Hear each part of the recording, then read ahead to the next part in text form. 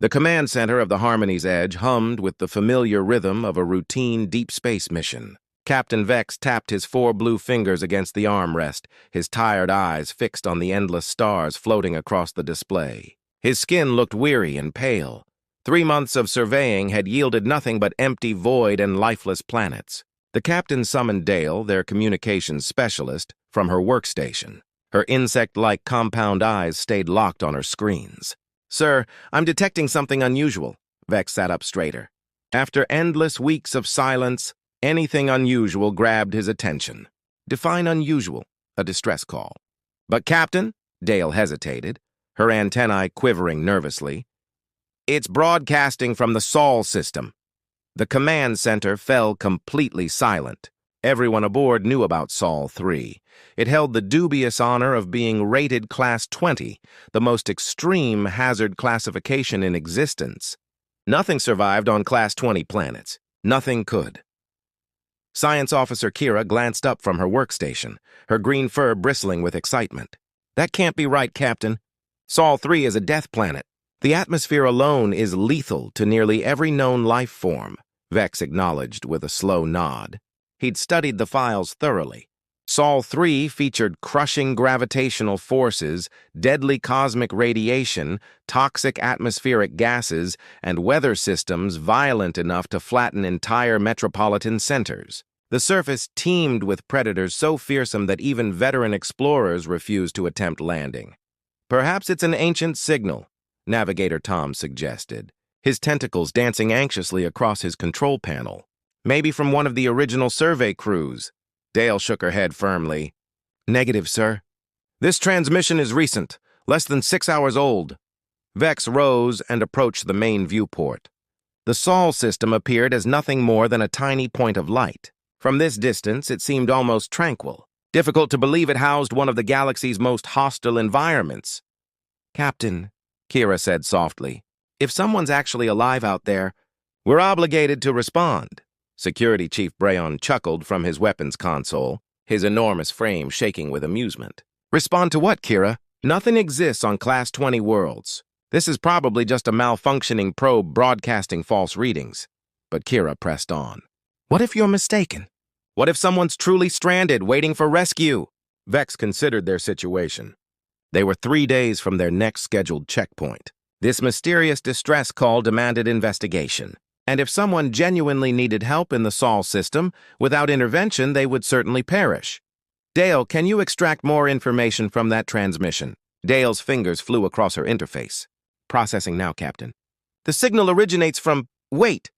Her eyes widened dramatically. "Sir, it's not coming from the planetary surface. It's orbiting the planet." "A vessel?" Vex inquired. "Negative. The transmission pattern matches a standard emergency escape pod." Medical Officer Thal spoke from his corner station, his voice maintaining its characteristic calm professionalism. "Captain, if there's a survivor in that pod, time is critical. Most species can only endure a few days in emergency pods before life support fails." Vex reached his decision. "Tom, plot a course to the Sol system. Maximum safe velocity." Brown stepped forward. "Captain, I must formally object. Approaching a Class 20 system violates our safety protocols. We could be endangering the entire crew." "We're not landing on the surface," Vex countered. "We're simply investigating the orbital zone." The journey consumed 18 hours. As they drew closer to Sol 3, nervous tension spread through the crew. From space, the planet appeared breathtaking, swirls of blue and white and green resembling a precious gem suspended in darkness. But everyone understood that this beauty concealed deadly secrets. "There," Dale indicated her screen. "I've acquired the pod on sensors." The main display switched to reveal a small, dark object drifting through space. It showed obvious damage. Scorch marks covered its exterior, and multiple hull breaches had been patched with emergency sealant. "Life signs?" Vex asked. Thal examined his medical sensors. "One life form. Barely maintaining vital functions, but surprisingly stable. Whatever species this is, it's remarkably resilient to have lasted this long in that damaged pod." Vex studied the pod displayed before him. It didn't match any design in his experience. The hull appeared constructed from some primitive metal compound that seemed archaic compared to standard galactic engineering. Can we safely retrieve it? Engineer Nix looked up from his station. The pod will fit in Bay 2, but Captain, we should perform thorough scans first. We can't know what contamination it might be carrying. Proceed. For the next hour, they conducted every available scan. The results proved puzzling. The pod contained no hazardous chemicals or dangerous radiation. The life form inside appeared completely harmless. Small in stature, physically weak, with no visible natural defenses or weapons. Safe to bring aboard, Thal confirmed. Whatever this creature is, it presents no physical danger. Vex nodded his approval. Bring it in. The crew assembled in Bay 2 as the pod was carefully transported inside the vessel. Viewed up close, it looked even more rudimentary. The metal showed scratches and dents. The emergency patches appeared hand-applied. Who constructs ships using this technology? Nix wondered aloud. This design is at least 50 years behind current galactic standards. Thal approached the pod with his medical scanner. The life form is unconscious but breathing normally. Heart rate is reduced but steady. I believe it's entered some kind of emergency hibernation state. Can you safely open it? Affirmative. The pod's life support system is nearly depleted anyway. If we don't transfer this creature to our medical bay immediately, it will die. The pod unsealed with a soft hiss of escaping atmosphere. Inside, resting on a simple padded surface, lay a creature unlike anything they'd encountered before. It stood upright on two legs like many galactic species, but appeared smaller than most. Its skin was smooth and pale, lacking any fur, scales, or natural protective coating. Hair covered only its head. It wore basic clothing made from woven material. No weapons were visible. It looks incredibly fragile, Kira whispered. Thal passed his scanner over the unconscious being. Fascinating. Its skeletal structure is more dense than its appearance suggests. Muscular development is quite significant despite the lean build. But yes, compared to most species, it does appear delicate. Brown snorted dismissively. This thing survived on a Class 20 death planet? Just look at it. I could snap it in half without effort.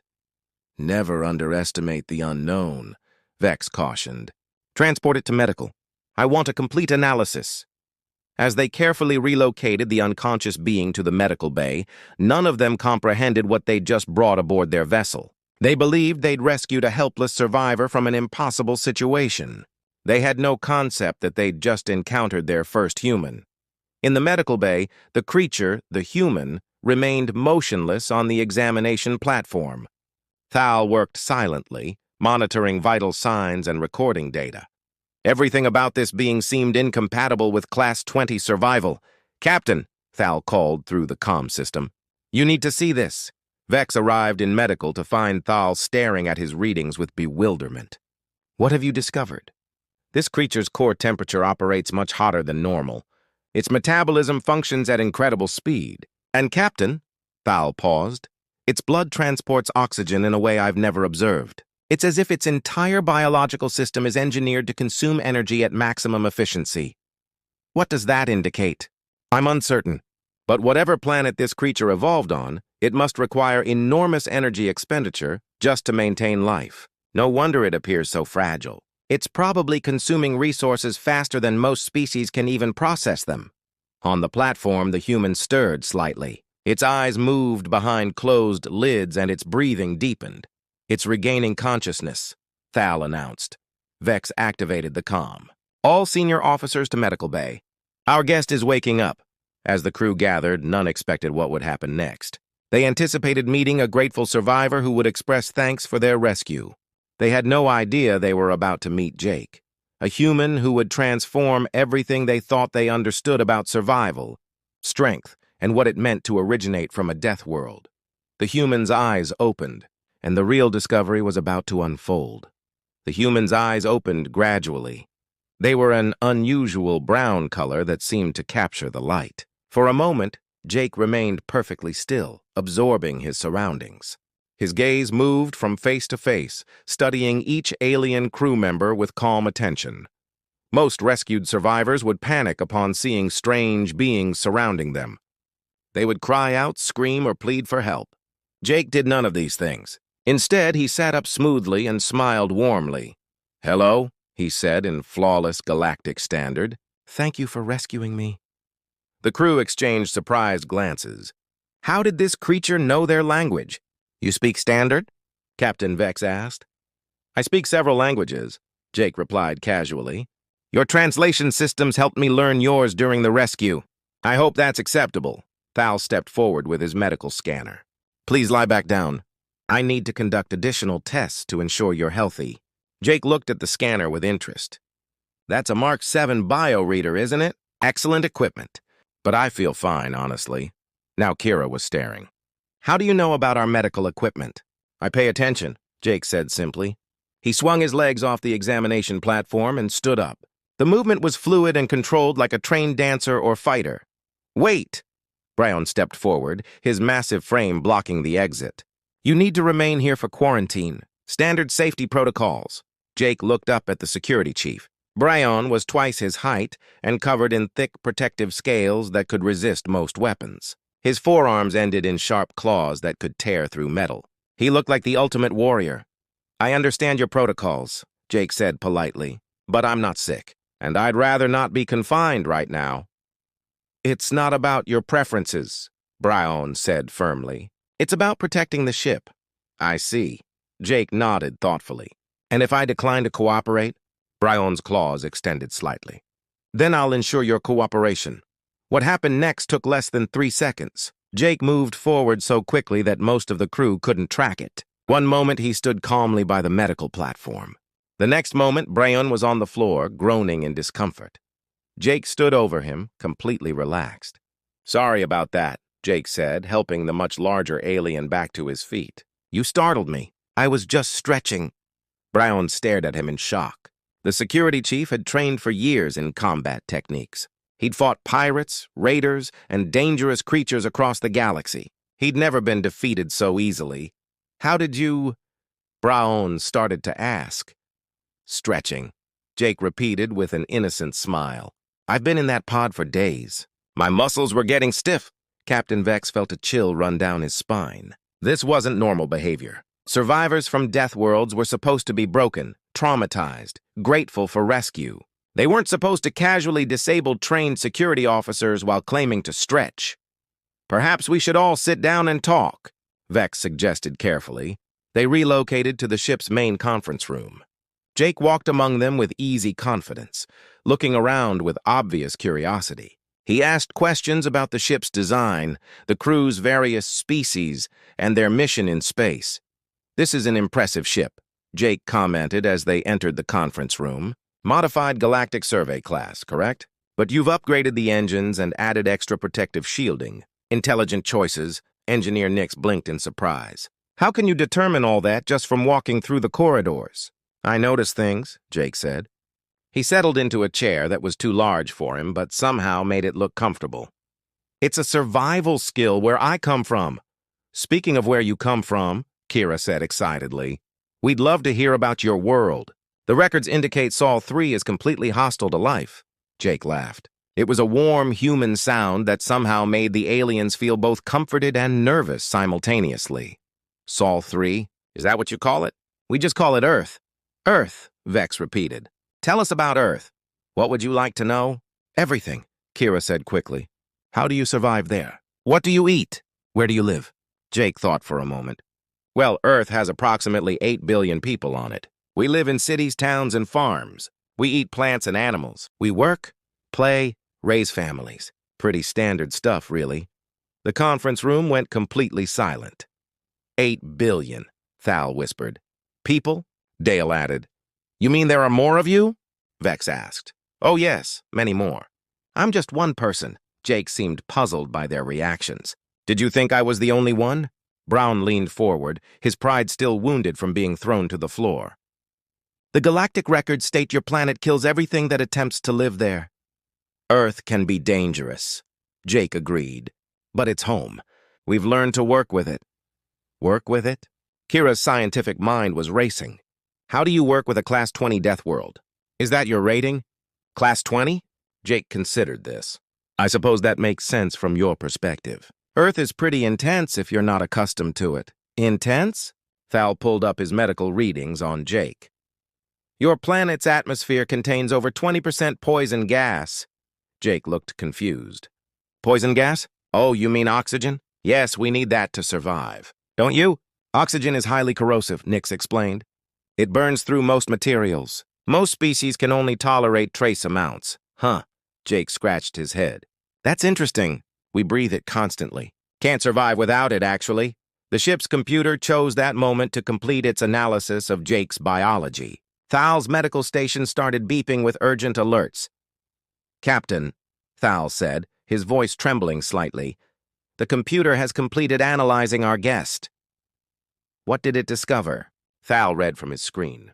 Bone density 3 times galactic average. Muscle fiber tensile strength beyond our scale. Reaction time faster than our sensors can accurately measure. And his core temperature? Thal paused. His core temperature operates so hot it should be fatal. Jake listened to this with interest. That sounds about right. Humans do run pretty warm. This is impossible, Brown muttered. Nothing can be constructed like this and still function.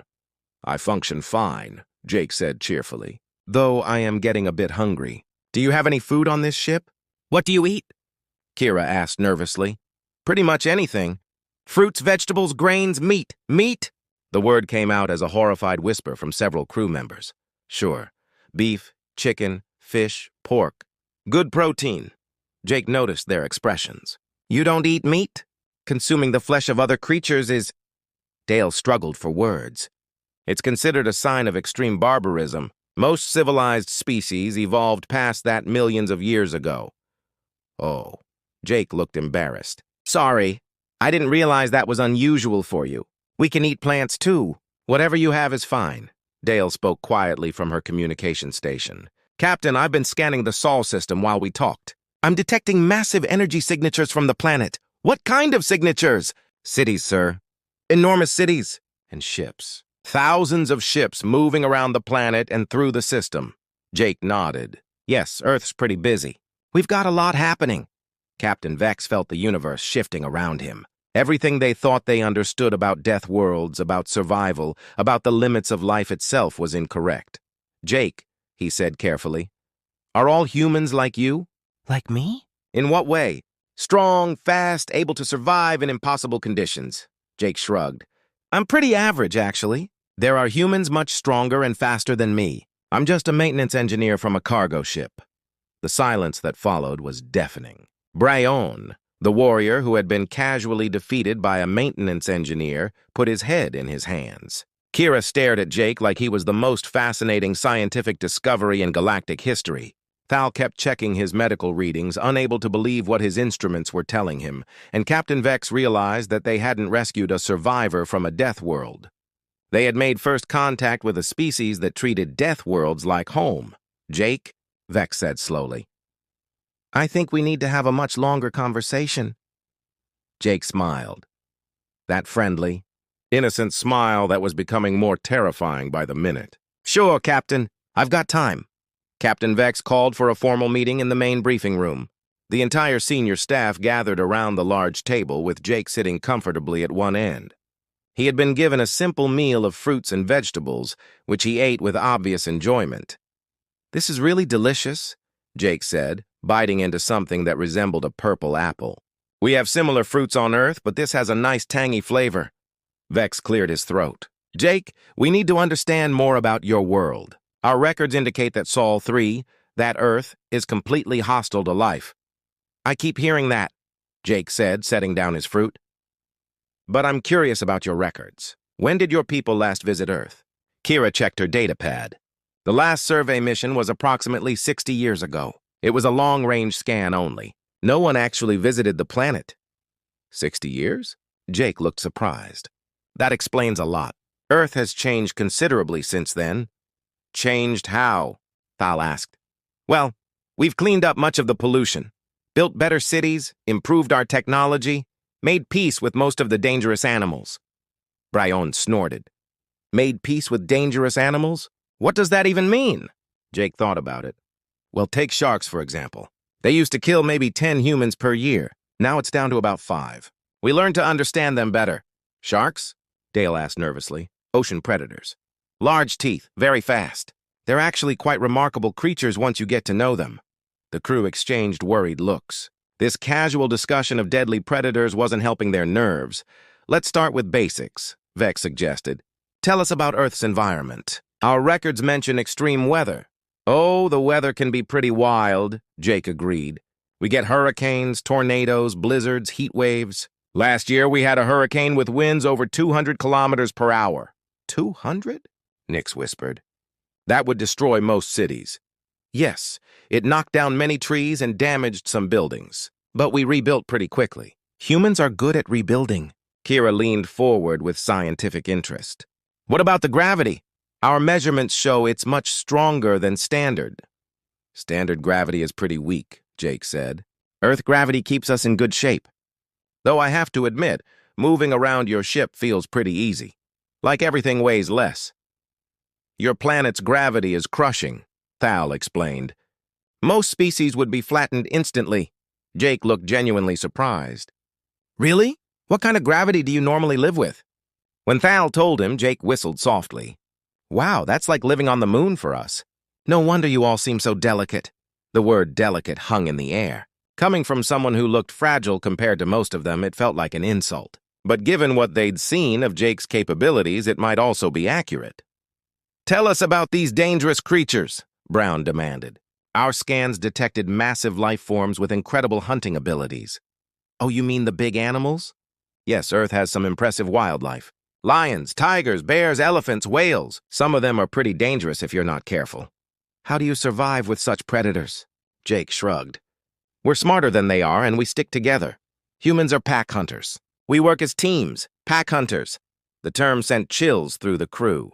Pack hunters were among the most dangerous creatures in the galaxy. Sure. We've always worked together to survive. That's how we became the top species on Earth. Top species? Kira asked faintly. Well, yes. We're the apex predators. Nothing hunts humans anymore. We're at the top of the food chain. The conference room fell silent. The implications of this statement were staggering. Jake was casually describing his species as the ultimate predators on a world full of creatures that would terrify most galactic civilizations. How many of these dangerous animals exist on Earth?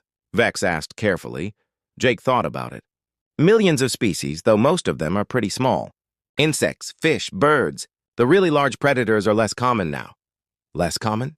We used to have many more, but humans have been spreading across the planet for thousands of years. The big dangerous animals learned to avoid us. Or we learned to manage them. Manage them how? Thal asked, though he wasn't sure he wanted to know. Different approaches. Some we hunt for food. Some we protect in special areas. Some we've domesticated. Domesticated? Yes, we've turned some of the predators into companions. Dogs, cats, horses. They live with us and help us with various tasks. Dale made a choking sound. You keep predators as pets? Dogs aren't really predators anymore. We bred them to be friendly and helpful, though I guess their ancestors were wolves, which are definitely predators. You took wild predators and changed them into companions? Nix asked in amazement. Over thousands of years, yes. Selective breeding. We're quite good at shaping other species to work with us. The crew stared at him. The casual way Jake described manipulating entire species was deeply unsettling. What about your technology? Kira asked, trying to change the subject. The life pod you were in seemed quite primitive? Jake laughed. That old thing? Yes, it was just a basic emergency pod from a cargo hauler. Nothing fancy. We save the advanced tech for important stuff. What kind of advanced tech? Faster than light travel, energy weapons, planetary defense systems. The usual stuff. You have FTL travel? Vex asked sharply. Of course. How do you think I got out here? Though I have to say, your ship's FTL system is interesting. Different approach than what we use. Captain Vex felt a cold dread settling over him. Jake, how long have humans had FTL technology? Oh, about 40 years now. We've been exploring the local systems, mapping everything, learning about our neighbors. Learning about your neighbors? Sure. We've been watching the galactic civilizations for decades. Learning your languages, studying your cultures, figuring out how everything works. Dale suddenly looked up from her communication station. Captain, I'm detecting ships approaching our position. What kind of ships? Jake smiled. Probably my rescue team. I sent out a signal when I woke up. Let them know I was safe. Your rescue team? Yes, they've been searching for me since my cargo ship had problems. Should be here in a few minutes. The main screen flickered to life, showing the approaching vessels. What the crew saw made their blood run cold. 3 ships were approaching, each one larger and more advanced than the Harmony's Edge. Their hulls were sleek and dark with no visible weapons, but an unmistakable sense of barely contained power. "Those are human ships?" Vex asked weakly. "Yep. Looks like they sent a full search and rescue team." "That's nice of them." The lead ship opened a communication channel. A voice came through the speakers, speaking in the same language Jake used. "Jake, this is Commander Lisa aboard the Earth Star. Are you injured?" Jake activated the comm system. "I'm fine. These nice people picked me up. Very friendly crew. Copy that. Do you need immediate extraction?"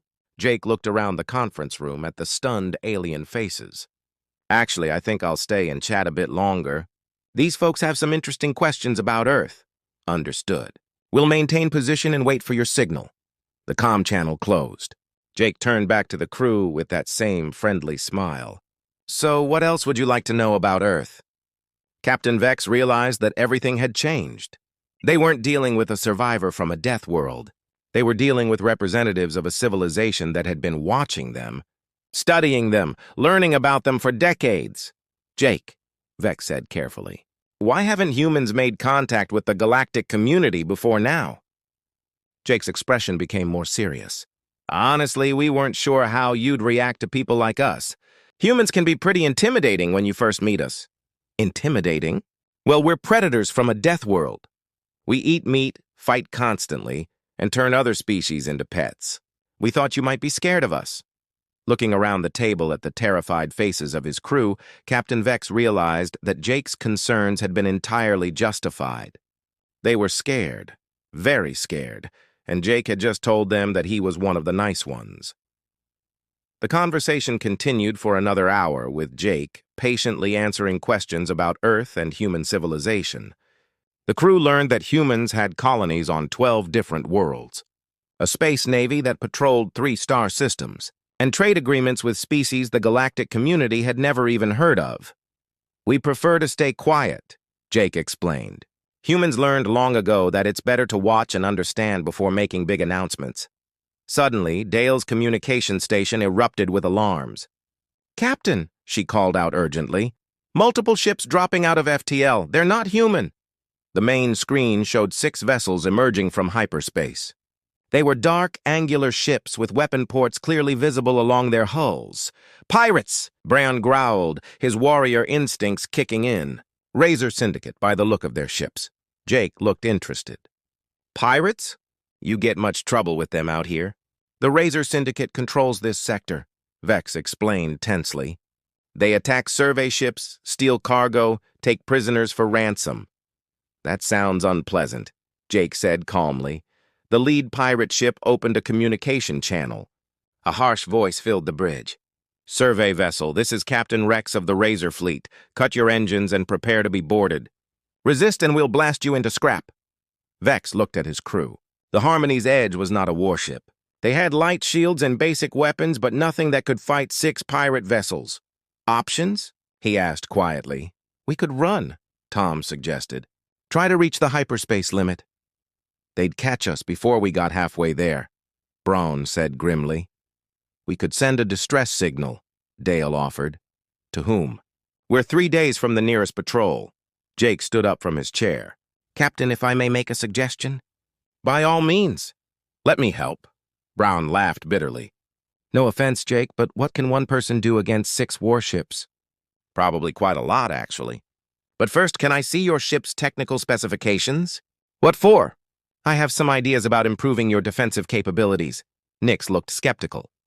"You're a cargo ship engineer. What do you know about military systems?" "All human engineers learn basic military applications," Jake said. "It's part of our standard education."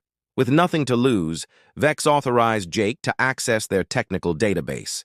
Jake spent exactly 4 minutes reading through the ship's entire technical manual. "Okay," he said finally. "I can increase your shield strength by about 300% and boost your weapon output by roughly the same amount." "That's impossible," Nix protested.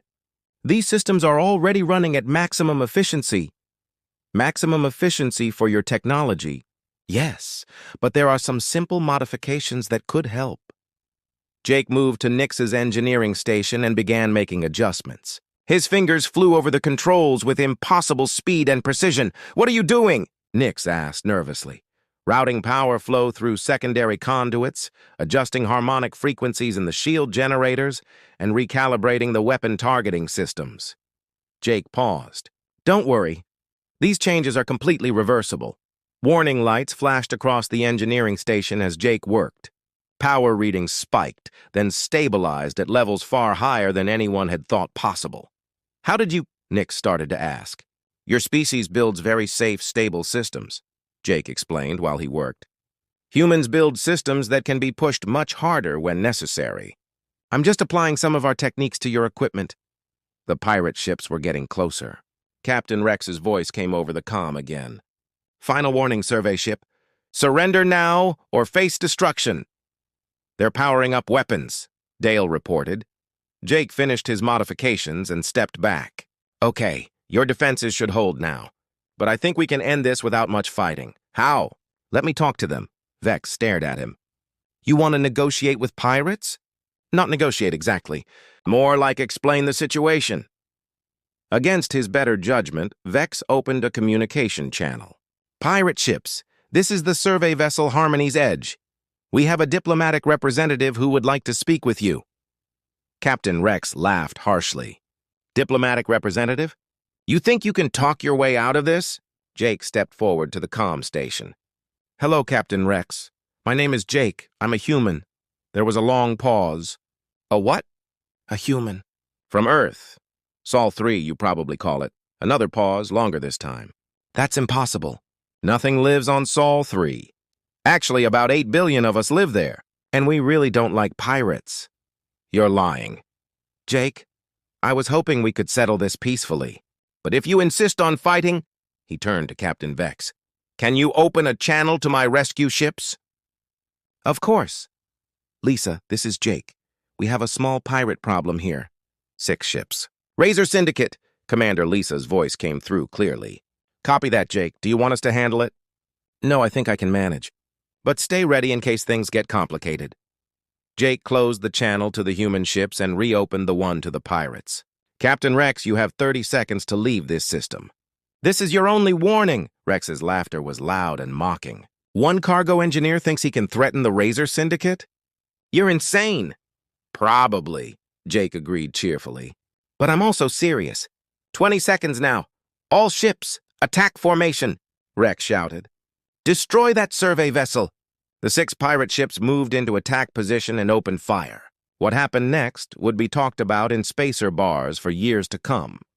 Jake's modifications to the Harmony's Edge worked exactly as promised. Enemy fire splashed harmlessly off shields that glowed brighter than stars. The survey ship's weapons, now operating at impossible power levels, struck back with devastating accuracy. But the real surprise came when Jake calmly walked to the transporter pad. "Jake, what are you doing?" Vex called out. "Going over there to end this." Jake held up a simple maintenance tool he had borrowed from engineering. "Can someone transport me to their lead ship?" "You want to board a pirate vessel alone with a plasma cutter?" "It's just basic maintenance work," Jake said with that terrifying, innocent smile. "I'm good at fixing problems." Before anyone could stop him, Jake activated the transporter himself. For the next 10 minutes, the crew of the Harmony's Edge watched their sensors in stunned silence. Jake's life sign moved through the pirate ship like a force of nature. Weapon signatures appeared and disappeared. Bulkheads were breached. Power systems failed and came back online. And one by one, the pirate crew's life signs went from active to unconscious. Finally, Jake's voice came over the comm from the pirate ship's bridge. "Captain Rex has decided to surrender. So have his crews. They're all unharmed, just taking a little nap." The 5 remaining pirate ships had stopped firing. Their weapons powered down, and distress beacons began broadcasting surrender signals. 20 minutes later, Jake transported back to the Harmony's Edge. He looked exactly the same as when he left, calm, friendly, not even breathing hard. "All done," he announced. "They won't be bothering anyone for a while." Val quickly scanned Jake with his medical equipment. "You're not injured at all." "Why would I be injured?" "They were just pirates." "Just pirates?" Rayon stared at him. The Razor Syndicate are some of the most dangerous criminals in the galaxy. They've been terrorizing shipping lanes for 15 years. Jake shrugged. They weren't very good at fighting.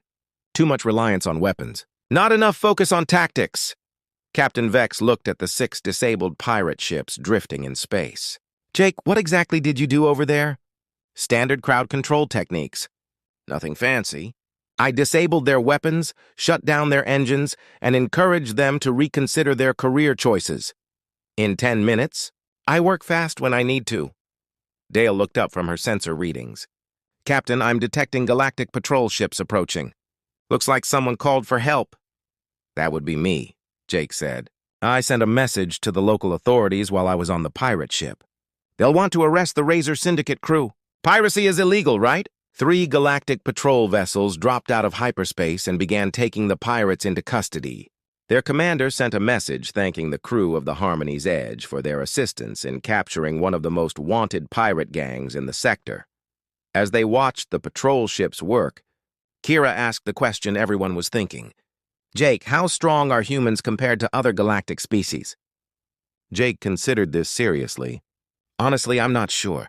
We don't usually compare ourselves to other species. But if today was any indication, he paused. Maybe we're a bit stronger than average. Thal checked his medical readings again. Throughout the entire fight, Jake's heart rate had barely increased. His stress levels remained completely normal. As far as his body was concerned, disabling 6 ships full of armed pirates had been as easy as taking a walk. A bit stronger than average, Vex repeated quietly. Yes. Though, like I said, I'm pretty typical for a human. We're mostly maintenance engineers and cargo haulers. The crew of the Harmony's Edge sat in stunned silence, trying to process what they had witnessed. If Jake was a typical human, and humans were mostly maintenance engineers and cargo haulers, then what were their actual soldiers like? It was a question none of them really wanted answered. The news of the Razor Syndicate's capture spread through galactic communication networks faster than light itself. Within hours, every major news service was reporting the same impossible story. A single being from an unknown species had defeated 6 pirate ships without weapons, armor, or backup. Captain Vex sat in his quarters, reading the incoming messages with growing amazement. The Galactic Council wanted a full report. Military commanders were requesting detailed tactical analysis. Scientists were demanding biological data on the new species. Captain, Dale's voice came over the intercom. You need to see this. Vex made his way to the bridge where the crew had gathered around the main communication station. Jake stood nearby, looking mildly embarrassed. What's happening? Messages, sir. Hundreds of them. Everyone wants to know about humans. The main screen showed a flood of incoming communications. Military officials, scientific institutions, government representatives, and news agencies from across the galaxy were all trying to contact the Harmony's Edge. They're calling humans the Deathworld warriors, Kira reported, reading from her datapad. Some news services are claiming we've discovered the galaxy's most dangerous species. Jake winced. That's exactly what we were worried about.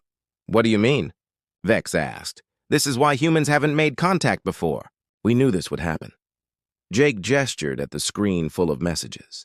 Everyone would either be terrified of us or want to use us as weapons.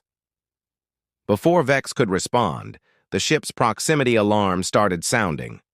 3 more ships were dropping out of hyperspace. More pirates? Braun asked, reaching for his weapons.